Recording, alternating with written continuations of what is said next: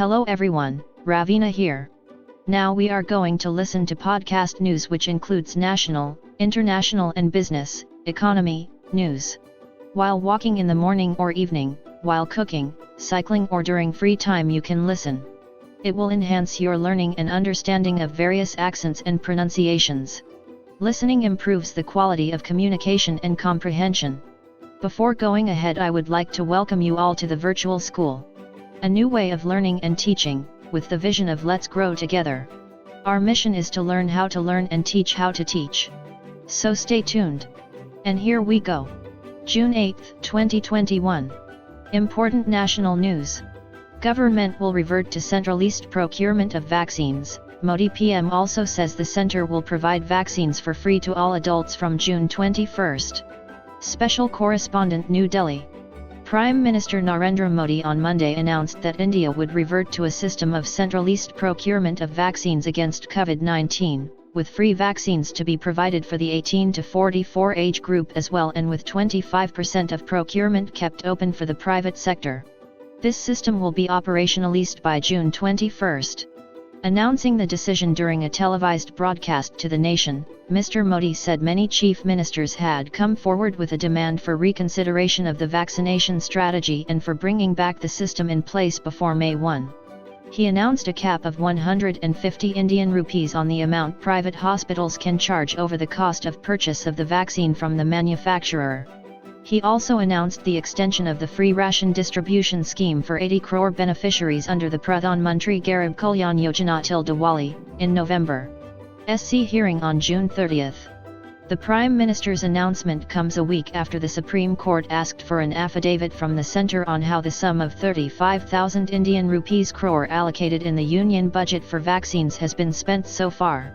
The court sought to know why these funds cannot be used for giving free vaccination for those in the age group of 18 to 44 years, observing that the centre's policy of not providing free vaccines to this particular age group was prima facie arbitrary and irrational. The affidavit is due on June 15 and the next hearing is on June 30. Odisha Chief Minister Navin Patnaik had written to chief ministers across the country urging a consensus on central procurement of vaccines, while Kerala Chief Minister Pinarayi Vijayan had written to chief ministers of 11 non-NDA states to unite to ask for free vaccines from the centre. Expressing grief at the loss of life especially during the massive second wave of the COVID-19 pandemic that has hit India, Mr. Modi said his government had dealt with the challenges of resources on a war footing to deal with a once-in-a-century pandemic. Unprecedented crisis. Never in 100 years has there been such a pandemic, and this saw an unprecedented demand for medical oxygen across the country. We pressed the government, railways, army, air force, navy, and other wings into service to procure medical oxygen and other medicines required in our fight against the pandemic, he said. At the receiving end of much criticism over vaccine shortages, Prime Minister Modi defended his government's record and capacity. When we were first elected in 2014, we found that vaccine coverage under the Universal Immunization Program was around 60%, and we quickly launched Mission Indradhanush to not only increase coverage but we added other vaccines to improve the health of our children. When COVID-19 hit, our scientists got to work to develop a vaccine to deal with the disease. The Government of India set up a vaccine task force in April 2020 itself, he said. 18 feared killed in Pune factory fire. Shaumajit Banerjee, Pune. At least 18 people, of whom 15 are believed to be women, are feared killed in a blaze following explosions in a private chemical plant in Pune's Mulshi Taluk on Monday. There were conflicting reports of the exact number of workers trapped at the time of the blaze, with some officials giving the figure as 38 and others stating that the roll call showed 37. Fire department personnel, who reached the scene at 4 p.m., said they recovered 11 bodies and that at least 2 persons were feared missing. The death toll could rise further, officials said. According to Pune rural authorities, a massive fire was reported around 2:30 p.m. at the SVS Aqua Technologies, a company in Urawade village near the Parangat MIDC area in Mulshi. It is believed that 2 powerful explosions led to the ensuing inferno. We have information that over 35 workers were inside the factory, of which 20 were rescued. So far, 11 bodies have been recovered.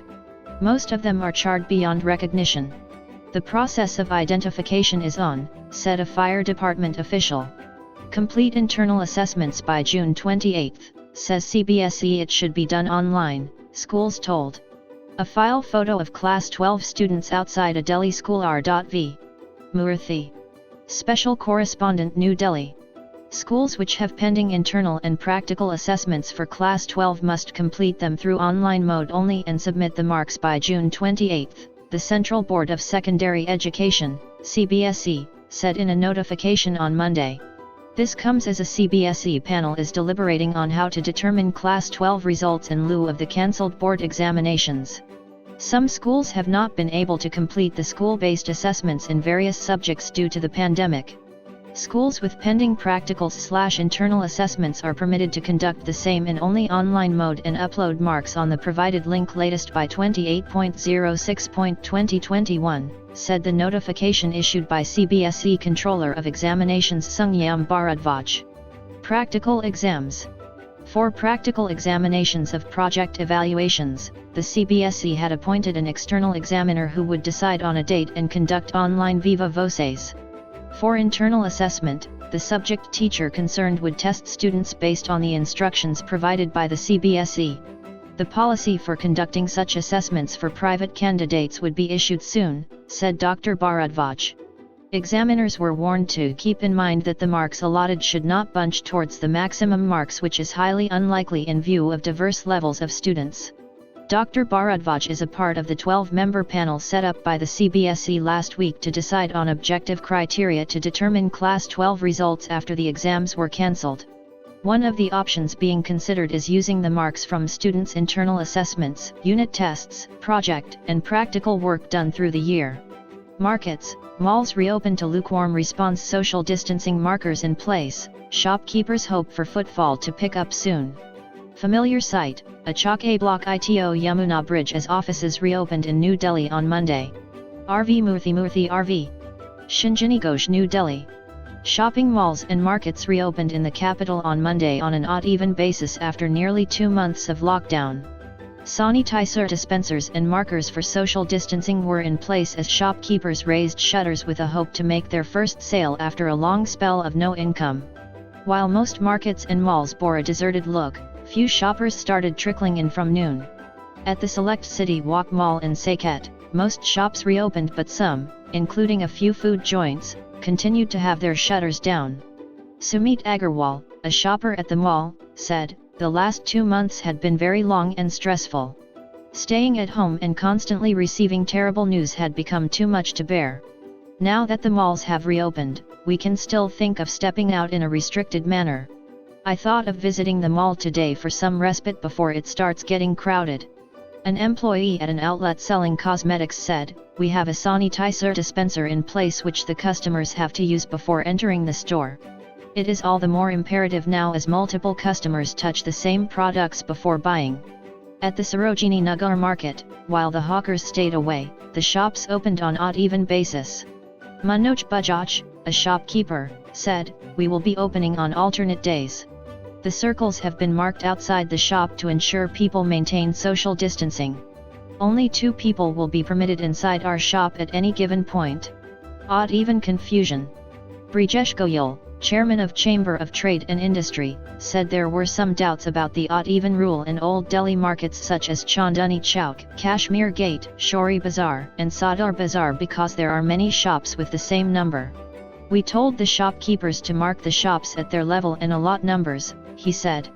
Domestic air travel likely to get easier for fully vaccinated. Ministry malls dropping need for negative RT-PCR tests. Passengers arriving at the Chennai airport. Special Correspondent, New Delhi.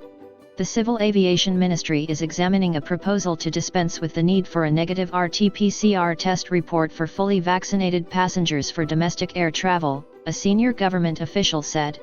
He said the proposal to exempt passengers who have received both doses of vaccines is yet to be discussed with the Health and Family Welfare Ministry. Differing norms. Norms for incoming passengers vary from one state or union territory to another.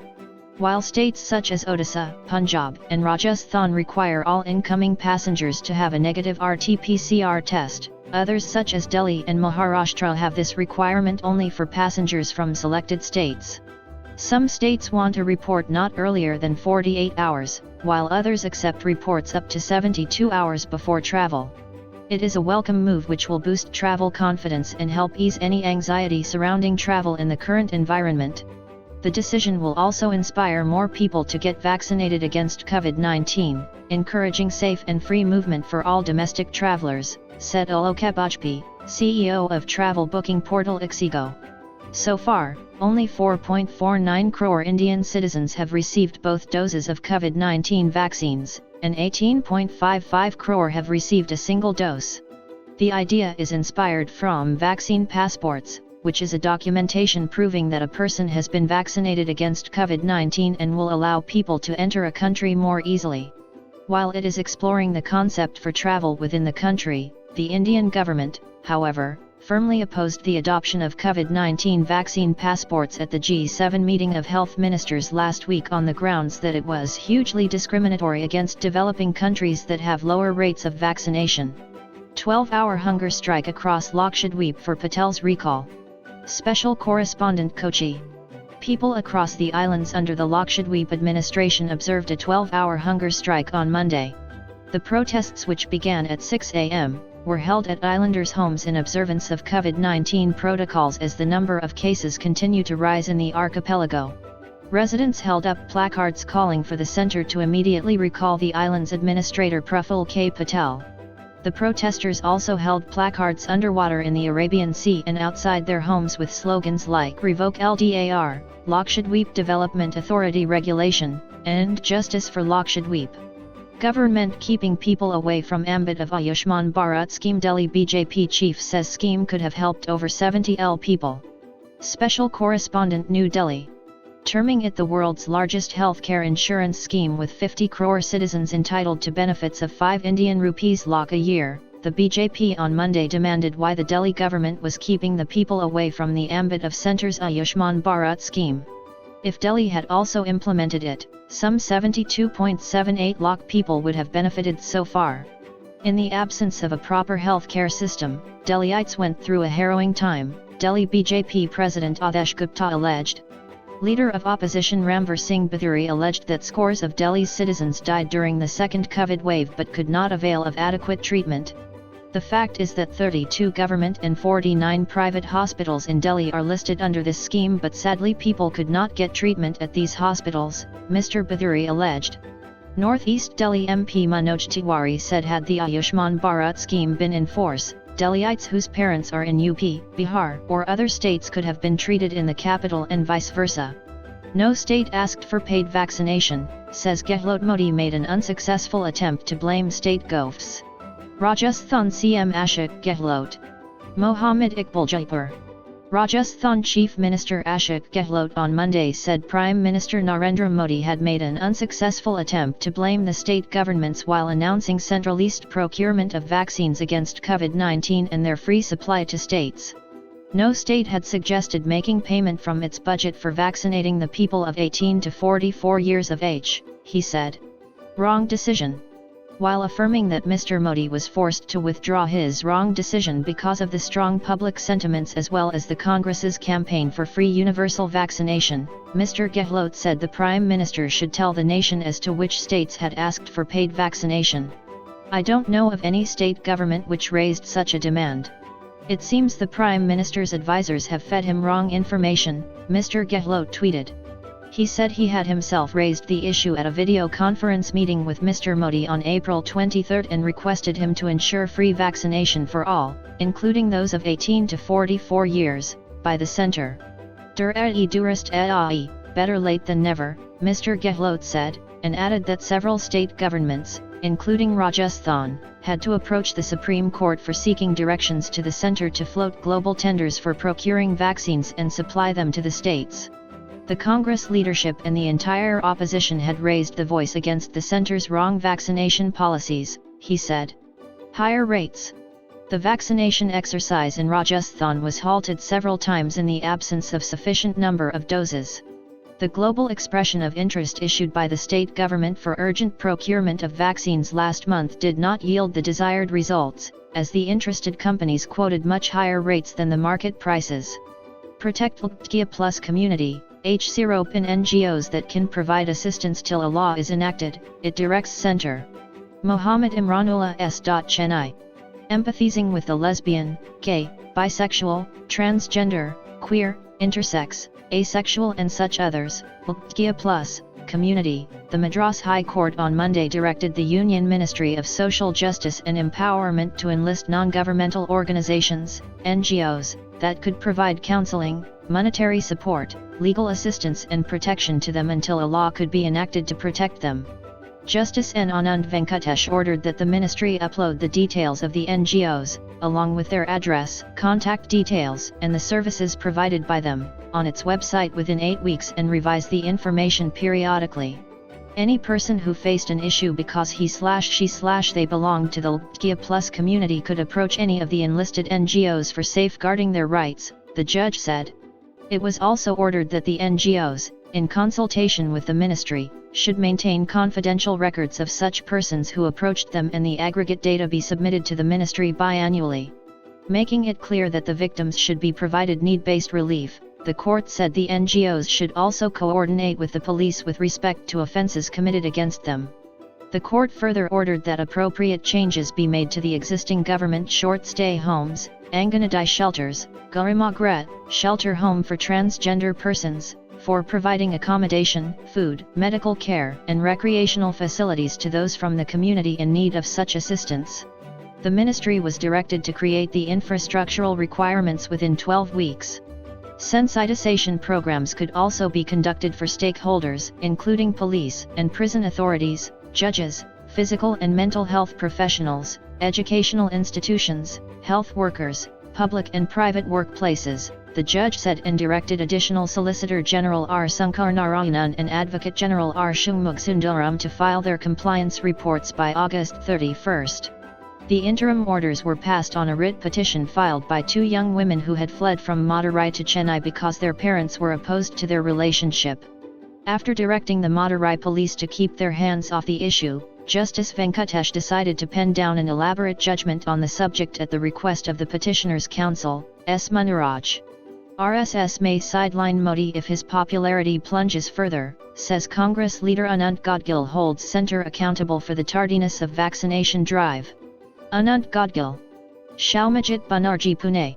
Holding the centre accountable for the tardiness of the vaccination drive in the country, senior Congress leader and the party's national panel spokesperson Anant Gadgil on Monday predicted that Prime Minister Narendra Modi was in real danger of being sidelined by the Rashtriya Swayamsevak Sangh if his popularity continued to plummet further. Mr. Gadgil, who is from Pune, drew an analogy with the fate of BJP stalwart L.K. Advani, who at the height of his popularity, had been allegedly cold-shouldered by the Sangh. The former MLC said the country was paying a heavy price for the centre's delusions and subsequent complacency of having thwarted the first wave of the COVID-19 pandemic and not preparing for a second. The Sangh's Modibagh office in Pune is at a short distance from my residence, so I can claim to have closely studied the organisation. Let me say this, that the RSS is not an outfit to allow any single person to soar to the heights of popularity. It will make sure to clip his wings. Given the lakhs of livelihoods ruined owing to the Prime Minister and the centre's gross mismanagement of the pandemic situation, there is every possibility of Mr. Modi's popularity continuing to plunge thus. And in this event, the RSS is most likely to sideline him, said Mr. Gadgil, the son of former Union Minister and veteran Congressman Vital Gadgil. Censuring Mr. Modi's authoritarian style of functioning, Mr. Gadgil said it was unfortunate that the central leadership willfully disregarded expert warnings and decided to permit unrestrained public gatherings earlier this year. The sheer immaturity in permitting the Kumbh Mela to take place and the Prime Minister's campaigning for 5 state elections without regard for human life borders on the criminal. How can you not have a contingency plan or assume that the Indian public had some natural immunity to the virus, said Mr. Gadgil. He said the massive confusion over the vaccination drives was a result of a fundamentally flawed planning of the vaccination process. The rejection of foreign pharmaceutical companies into the Indian market early on has slowed down the pace of vaccination. This reliance on only 2 Indian vaccine companies has resulted today in not even 20% of our countrymen getting vaccinated, the Congress leader said. Meanwhile, the Maharashtra Congress under party president Nana Patel staged a statewide protest against skyrocketing fuel prices. SC urged to stop illegal adoption. Details of children orphaned by the COVID-19 pandemic leaked on social media, says NCPCR. Uncertain future, twin sisters from Bhopal, who lost both their parents to COVID-19, play with toys as a relative looks on. Thousands have been orphaned by the pandemic. File photo Gagan Nair. Legal correspondent, New Delhi. The Supreme Court on Monday agreed to intervene after the National Commission for Protection of Child Rights, NCPCR, sounded the alarm on a spate of complaints about illegal adoption of COVID orphans through private individuals and organizations.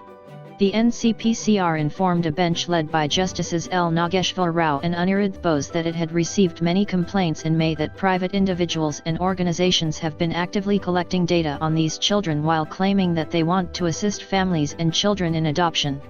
Violates JJ Act. Social media posts are circulating that children are up for adoption. This is plainly illegal and violates the Juvenile Justice Act, Advocate Shobha Gupta, for an intervener, made an impassioned plea. The adoption of orphaned/abandoned/surrendered children is lawful only after the adoption procedure as given under the Juvenile Justice Act, 2015 is followed and the final adoption order is passed by the prescribed authority, Additional Solicitor General K.M. Natraj, for NCPCR, submitted.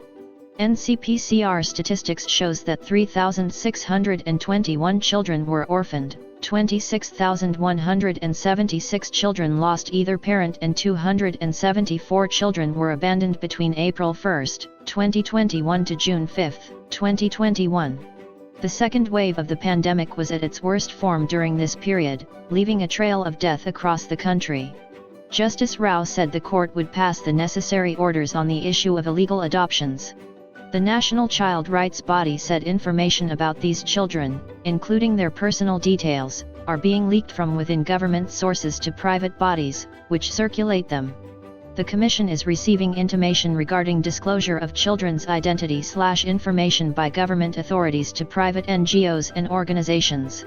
Care must be taken by the authorities to ensure that their action is not in violation of Section 74 of the Juvenile Justice Act, the NCPCR affidavit said.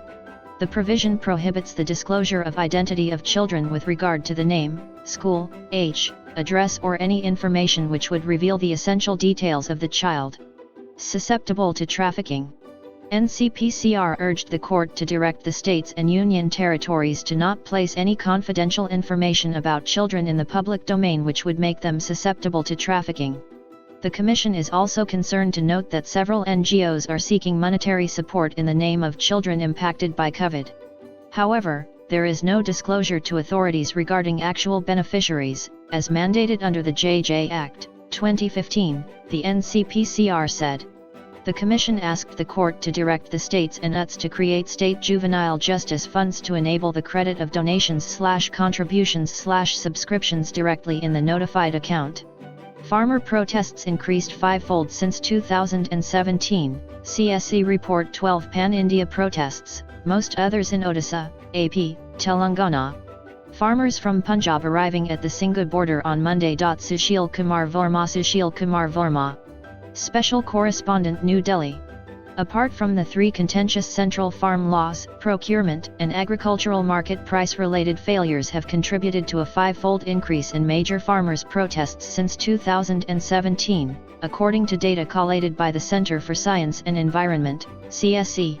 In 2017, there were 34 major protests across 15 states. The number has now shot up to 165 protests across 22 states and union territories.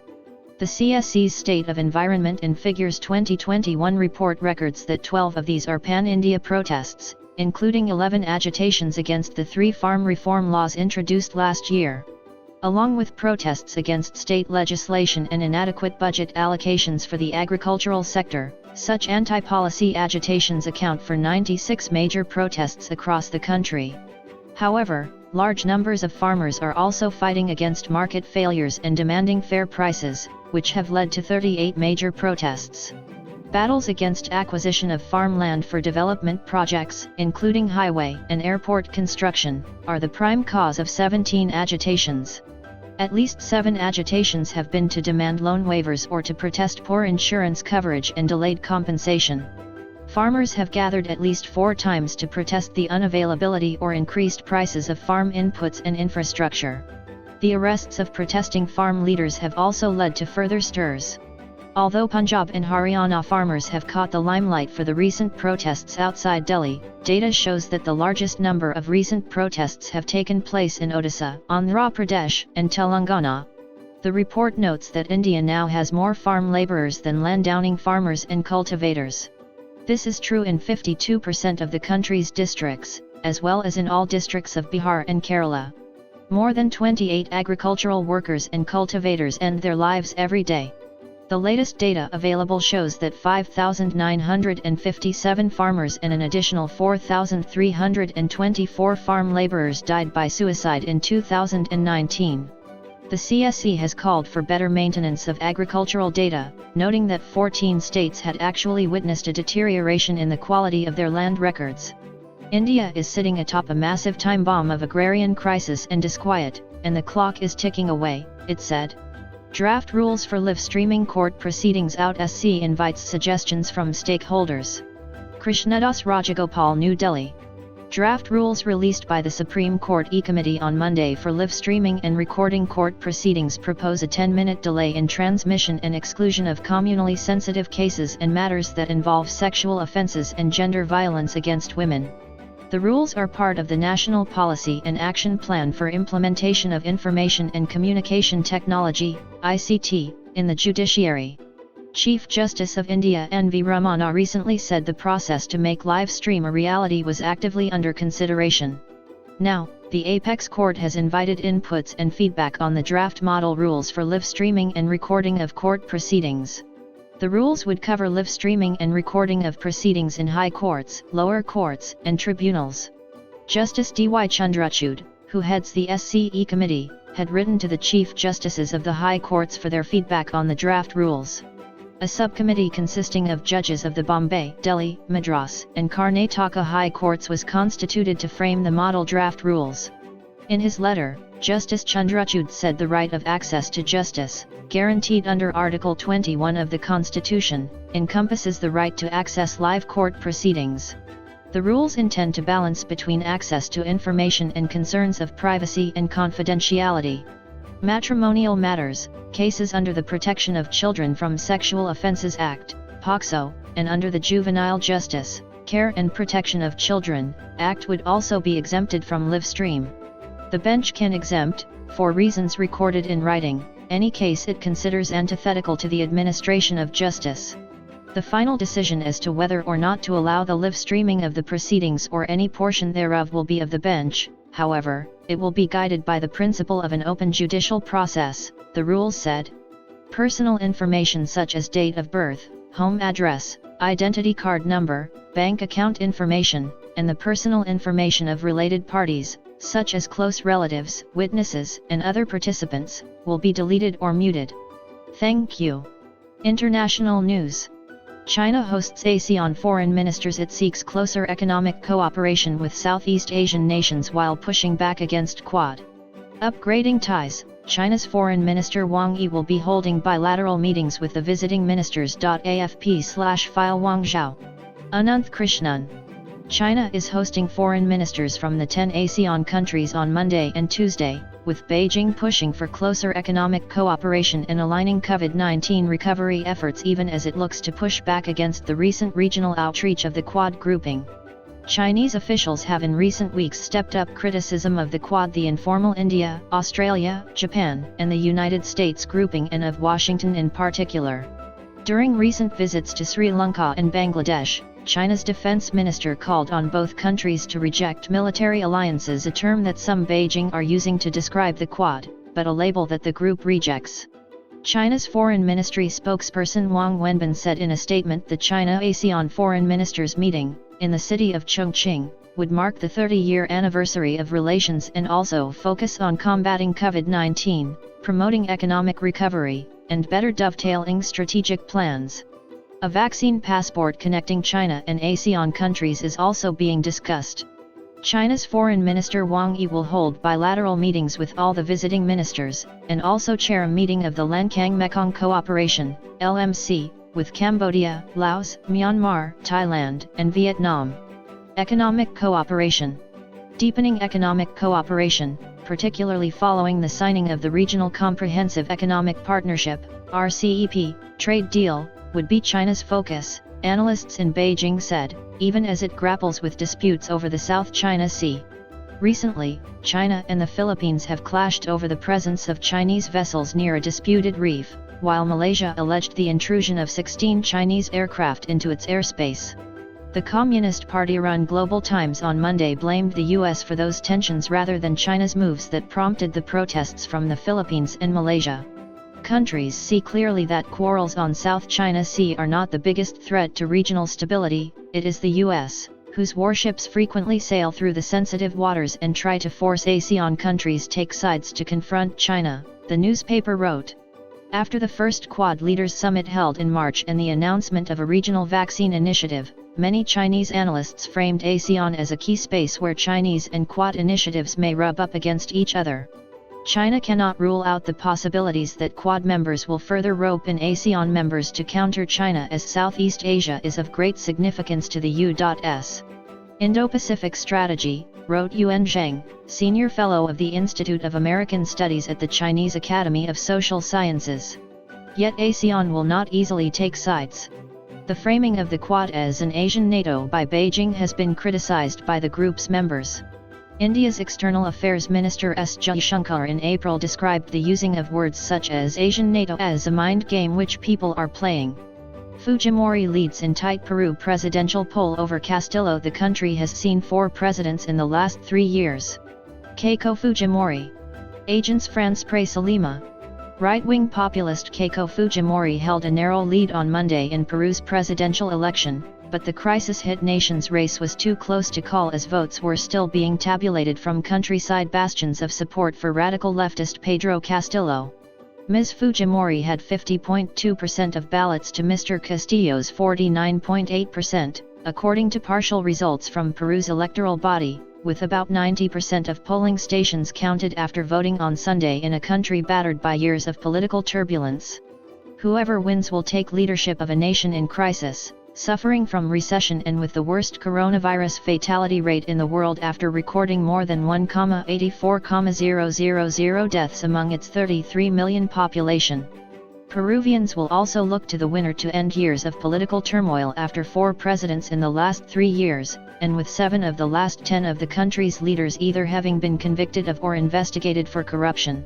The head of Peru's top electoral body, ONP, Piero Corvetto, warned that many polling stations from rural areas Mr. Castillo's stronghold had yet to be tallied. "They haven't counted our votes yet," Mr. Castillo told supporters on Sunday in Tacubamba, in the northern Cajamarca region where he lives.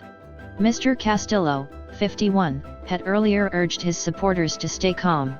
Ms. Fujimori, 46, also called for caution, saying, "Seeing how small the gap is, it is essential to maintain prudence, and I say that for all Peruvians." Both candidates promised to respect the results as they cast their own ballots on Sunday. "We're not going to know the winner until the last vote is counted," political scientist Jessica Smith said.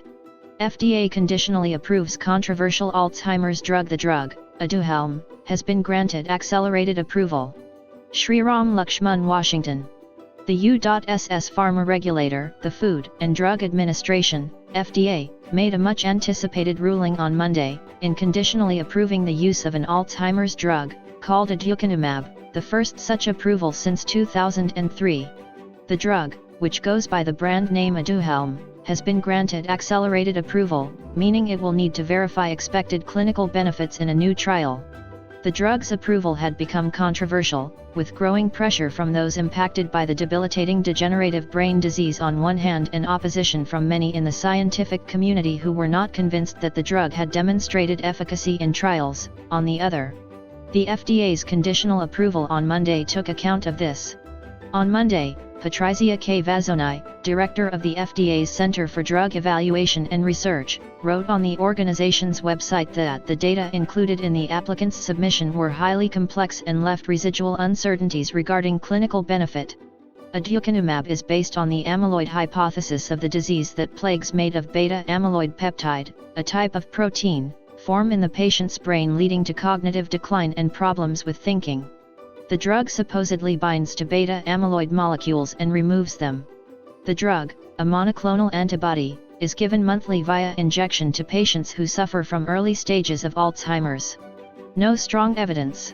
The drug, developed by Biogen, a Cambridge, Massachusetts-based company, and Eisaico, a Japanese company, was pulled out of 2 trials in 2019 after it was thought not to be working. In October of last year, Biogen said a high dose of the drug slightly slowed cognitive decline. A panel of experts not part of the FDA had ruled last November that the drug did not show strong evidence of working. Their decision was non-binding on the FDA. Other scientists and a think tank had said safety concerns around the drug did not outweigh any possible benefits, the New York Times reported. The late-stage development program for Aduhelm consisted of 2 phase 3 clinical trials. One study met the primary endpoint, showing reduction in clinical decline. The second trial did not meet the primary endpoint. In all studies in which it was evaluated, however, Aduhelm consistently and very convincingly reduced the level of amyloid plaques in the brain in a dose and time-dependent fashion. It is expected that the reduction in amyloid plaque will result in a reduction in clinical decline, Ms. K. Vazzoni wrote on Monday. Maldives wins UNGA election, India seeks close cooperation. Talks are on to bring in Indian diplomat as chef de cabinet. Abdullah Shahid. Suhasini Haidar, New Delhi. In a first for the Maldives, Foreign Minister Abdullah Shahid was elected the President of the UN General Assembly for 2021-22, winning 143 votes or nearly 3/4 of the 191 countries that voted in the annual election, while his rival, former Afghanistan Foreign Minister Zalmay Rasool, won 48. Mr. Shahid's win was welcomed in particular in New Delhi, where Indian diplomats had been active behind the scenes in helping the Maldives canvass for him, after Maldives announced its candidate for the 76th General Assembly presidency a year ago. Sources confirmed that given the close cooperation between both countries, Maldives is in discussions with the Indian mission for India's Deputy Permanent Representative at the UN Nagraj Nayuda to officiate as Mr. Shahid's chef de cabinet. Maldives President Ibrahim Sola called the election win resounding and a great honor for the Maldives, while former President and Maldives Speaker Mohamed Nasheed said it was a great day for small island states and for climate-vulnerable countries everywhere. This is a testimony as much to Mr. Shahid's own stature as to the standing of Maldives. We look forward to working with him to strengthen multilateralism and its much-needed reforms, said External Affairs Minister S. Jaishankar. As The Hindu had reported last week, India had made it clear to Afghanistan's government that it would be unable to support Mr. Rasool as it had declared its support for Maldives publicly in November, long before Afghanistan announced its candidature in January this year. The announcement had caused an awkward tussle within the Asia-Pacific group, whose turn it is to take the presidency of the General Assembly, and especially for India, which has close ties with both countries. Surprising development. Sources said the announcement was a surprising development, and that it was important for Maldives to take the position that it has, unlike Afghanistan, never held before. Both Maldives and Afghanistan have excellent ties with India and both candidates are friends of India. However, since India had already committed its support to Maldives at a time when no other candidate was in the fray, India voted in favor of Maldives, the sources said. Mexico president poised to hold majority in election. Xi's party falls short of supermajority. Manuel López Obrador. Associated Press, Mexico City. President Andrés Manuel López Obrador's party and its allies appeared poised to maintain their majority in Mexico's lower chamber of the Congress, but fell short of a supermajority, as some voters boosted the struggling opposition, according to initial election results. Electoral authorities released quick count results based on voting samples that allow estimates of the voting trends to determine the rough potential makeup of the Chamber of Deputies late Sunday. Mr. López Obrador's Morena party will have to rely on votes from its allies in the Workers' Party and Green Party, but together they were expected to capture between 265 and 292 seats in the 500-seat chamber. Morena alone was expected to win 190 to 203 seats. Significant decline. That would signal a significant decline for the president's party. In the current Congress, Morena has a simple majority, holding 253 seats on its own. It would also deprive the president of a qualified majority of 2/3 required to approve constitutional reforms. He appeared to acknowledge that new reality on Monday. He praised the election as free, clean, and said Mexicans had shown a degree of political maturity never seen. The opposition alliance made up of the Institutional Revolutionary Party, National Action Party and Party of the Democratic Revolution were estimated to win between 181 and 213 seats. Those would be gains for those parties, which have often appeared rudderless in the face of Mr. López Obrador's popularity. Jeff Bezos to fly to space next month. Reuters, Washington. Amazon's billionaire founder Jeff Bezos said on Monday he and his brother Mark will fly on the first crewed space flight from his rocket company Blue Origin next month. Ever since I was 5 years old, I've dreamed of traveling to space. On July 20th, I will take that journey with my brother, Mr. Bezos said in an Instagram post.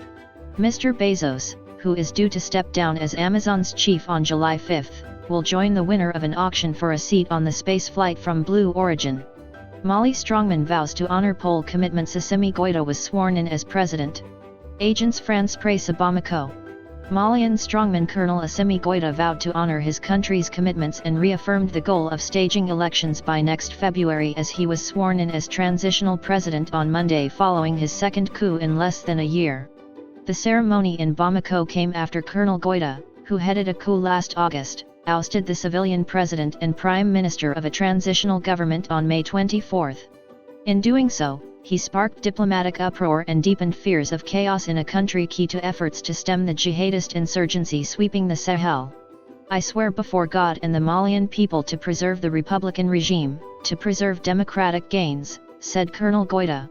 I would like to reassure sub-regional, regional organizations and the wider international community that Mali will uphold all its commitments, the coup leader said. Boko Haram leader kills self in fight with rivals.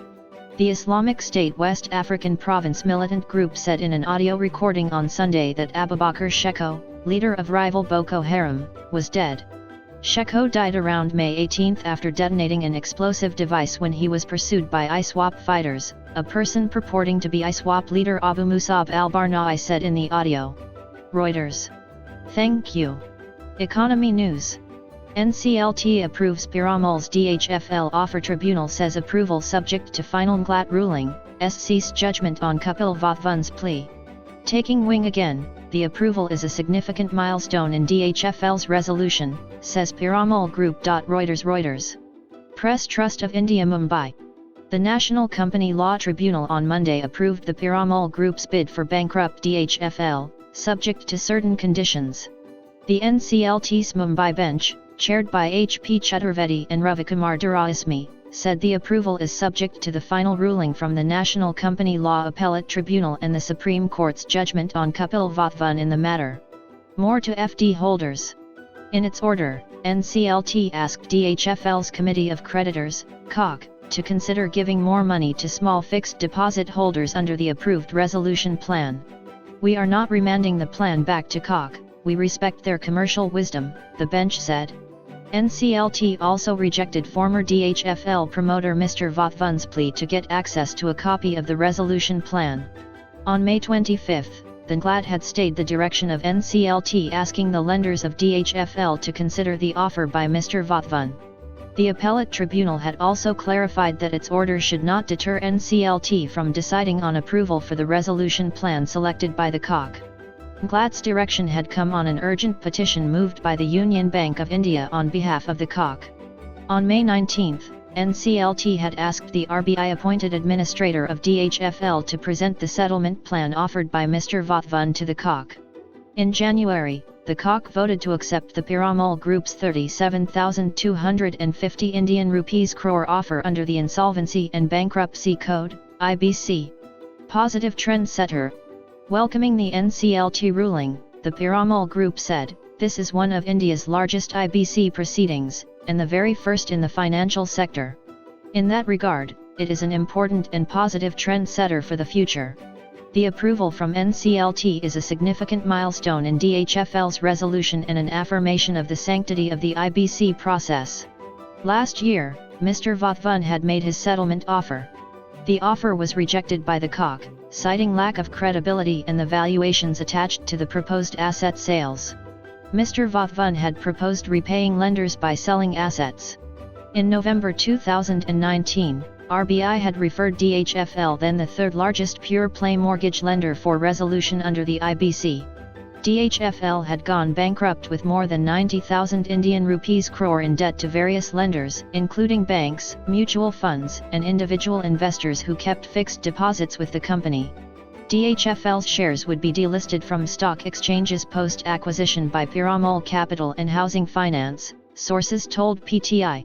Heightened stress could delay bank privatisation, Fitch Investor interest needed for success. Special Correspondent, New Delhi. The centre's plan to privatize 2 public sector banks this year could face delays on account of higher stress levels in banks' balance sheets due to COVID-19, as well as political hurdles in affecting necessary legislative changes, Fitch Ratings said on Monday. The government has announced an ambitious disinvestment target of 1 Indian rupee and 75 cents lakh crore for 2021-22, which includes the sale of 2 banks, yet to be officially identified from the dozen public sector entities in the sector. The bold move to privatize state-run banks faces risk from political opposition and structural challenges, including heightened balance sheet stress due to the pandemic, which is likely to keep bank performance subdued for the next 2 to 3 years, Fitch said in a note. Arguing that investors' appetite for government-owned banks is muted due to structurally weak governance frameworks and persistently weak performance, reflected in significant asset quality problems, the ratings agency said that larger banks have generally compromised financials. Resistance from unions. Investor interest might be especially muted in banks prohibited by the central bank from pursuing fresh loans and new branches under the Prompt Corrective Action Framework. There could also be more resistance from the trade unions this time around, who will be against the safety net withdrawal of state ownership. Success of the plan would also require sufficient interest from investors willing to acquire large stakes in state-owned banks and run them, it added. State-owned banks have been more active in extending relief and forbearance measures announced by the authorities than their private peers, Fitch noted, stressing this would make it more difficult to assess stress levels at these banks. Work culture differences and more bureaucratic organizational practices at public sector banks also pose a challenge. Similar challenges and the absence of meaningful investor interest resulted in the state ultimately having to sell its majority stake in IDBI Bank to LIC in 2019, which has somewhat been privatization in letter but not in spirit. However, this could change in 2021 if both government and LIC are able to divest a majority stake in the bank to an external investor, as it may be indicative of broader investor appetite in state banks with adequate loan loss reserves, it concluded. Second wave may delay resolutions, increase haircuts. FY22 realization under IBC rests on 8 to 9 large accounts, ICRA. Special Correspondent, Mumbai. The second wave of the COVID-19 pandemic may again delay resolutions under the Insolvency and Bankruptcy Code, IBC, and increase haircuts for lenders, though realizations for financial creditors is likely to improve under the code in FY22, ICRA said in a report. Stating that realization for financial creditors from the resolution under the IBC fell to 26,000 Indian rupees crore in FY21, almost a quarter of the realizations in FY20. It said financial creditors may realize about 55,000 to 60,000 Indian rupees crore in FY22, largely driven by the expected resolution of a large housing finance firm. This is likely to be DHFL.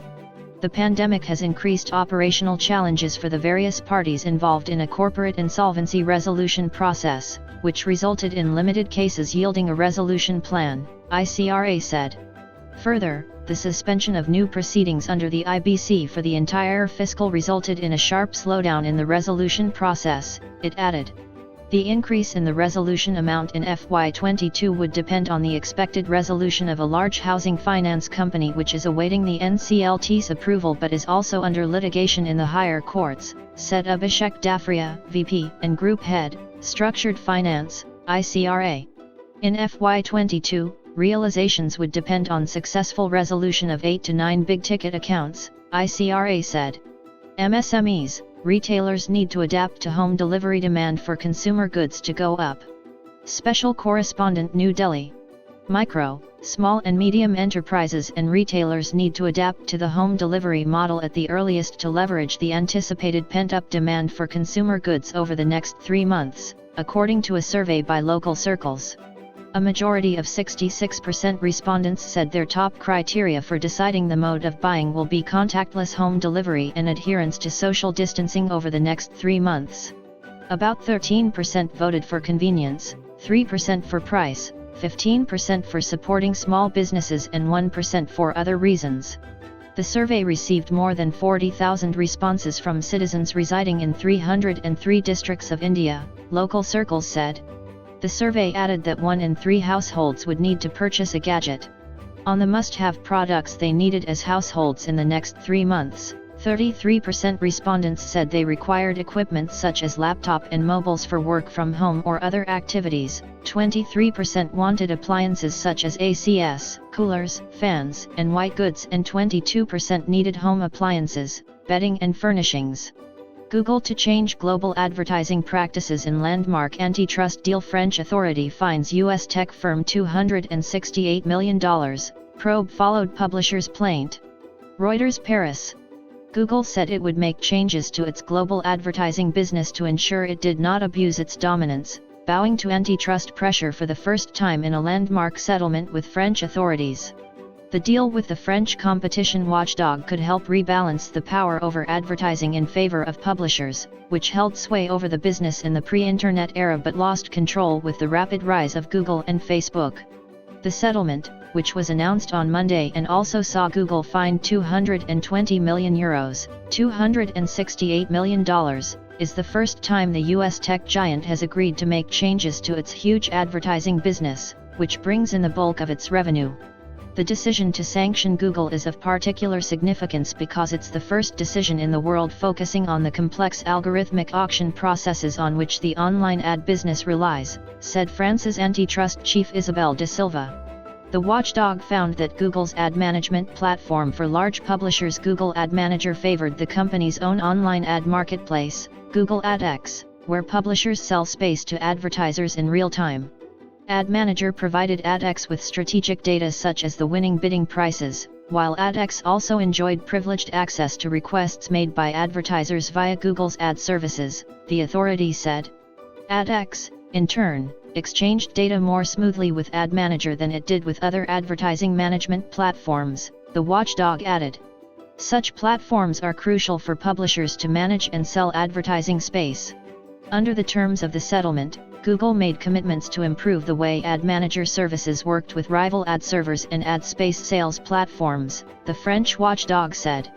Some changes would be implemented by the first quarter of 2022, it said, adding that Google would not appeal the decision. The French authority said the decision opens the way for publishers who felt disadvantaged to seek damages from Google. It launched its investigation in 2019 following a complaint from News Corp, French news publishing group Le Figaro and Belgian press group Rossel. Thank you. Thank you so much for watching this video as a podcast. Do like, share and comment. Press the subscribe button and hit the bell icon to get new notifications. Thank you. Take care and stay safe. God bless you all. Jai Ma Bharati. To download news and editorials in MP3, follow us on Telegram, Virtual School. The link is provided in the description below.